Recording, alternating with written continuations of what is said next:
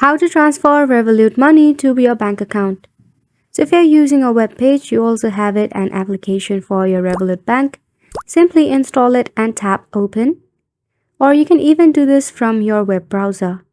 So right here in your homepage, you will see the option of send right below the balance of your Revolut. Simply tap on the send bubble right here.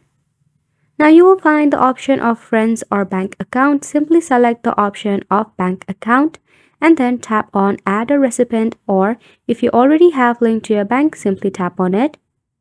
Then select individual or business. Either way, you have to fill out the recipient bank information, even it's of your own. Once you do that, you can simply go ahead and transfer your money from your Revolut to your bank account. And the next time, you won't have to face the hassle to enter the bank details of your own bank or the recipient bank of anyone you want, because you can just go ahead and tap on the recipient bank option at the previous one, and you can easily send the money from your Revolut to the bank recipient. So make sure to go ahead and give this a try, and thank you so much for watching.